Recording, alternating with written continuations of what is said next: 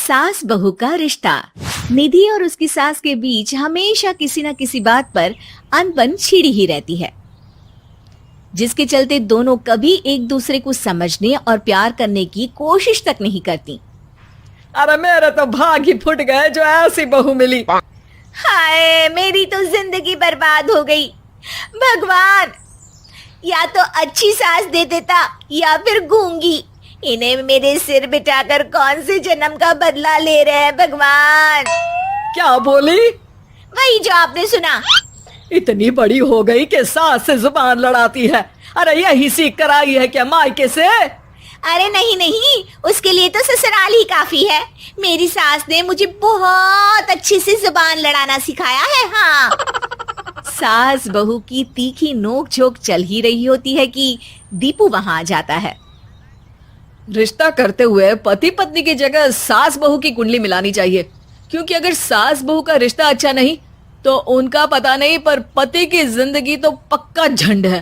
मुझे अपने सामने कोई झगड़ा नहीं चाहिए, बस करो दोनों। दोनों शांत होकर अपने अपने काम में बिजी हो जाती हैं। दीपू ऑफिस चला जाता है, जिसके थोड़ी ही देर में दीपू की बहन कल्पना का फोन आता है। अरे कैसी है रे बेटा? ससुराल में सब बढ़िया है ना? कोई तुझे परेशान तो नहीं करता?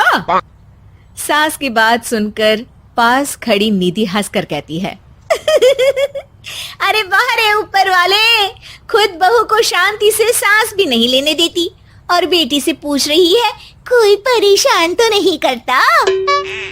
अरे मेरी बेटी तुम्हारी तरह नाकारा और बदतमीज नहीं है, इसलिए उससे पूछना बनता है।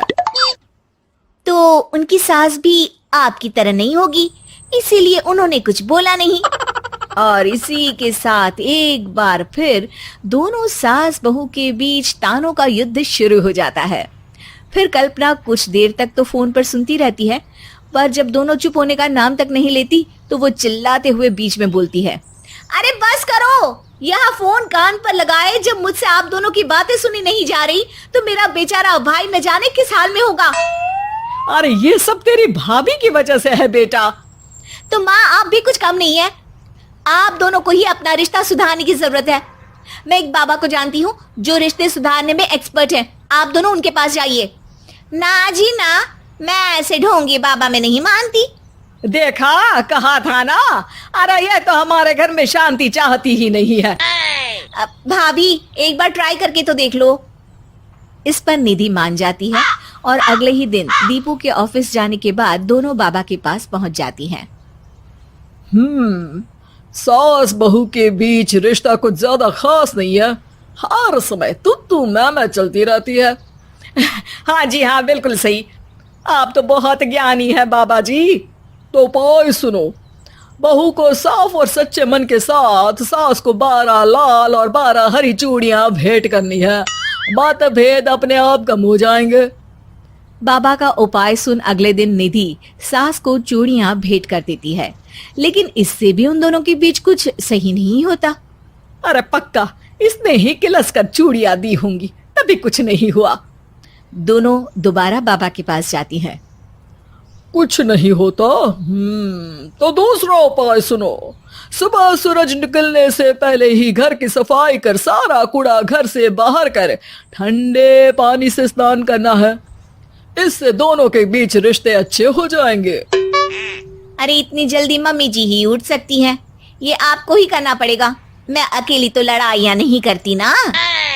बाबा का उपाय मानते हुए अगली सुबह से सास जल्दी उठ सूरज निकलने से पहले घर की सफाई कर ठंडे पानी से नहाने लगती है। ये सब कुछ दिन तक चलता है, जिससे अभी भी दोनों के रिश्ते तो नहीं सुधरते, पर सास की तबीयत खराब होने लगती है। अब लगता है आपने मन से काम नहीं किया होगा, तभी तो रिश्ता वैसा का वैसा पड़ा है और तबीयत खराब हो गई। अरे सही कहती थी तुम, कल मुहा ढोंगी बाबा। देर आए पर दुरुस्त आए। चलो आराम करो आप। अब निधि बाकी काम छोड़ सास की सेवा करने लगती है।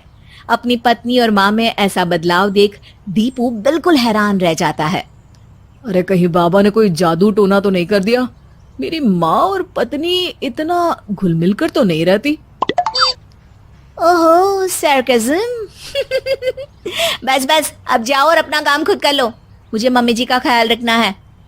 निधि की बात सुन हैरान दीपू बस उन्हें देखता रह जाता है और निधि सास का ध्यान रखने में लगी रहती है।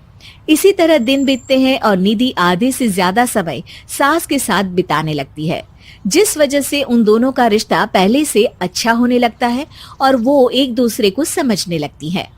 बहू, मैं सोचती हूँ एक बार उसे ढोंगी बाबा के पास जाना चाहिए, उसे सबक सिखाने के लिए।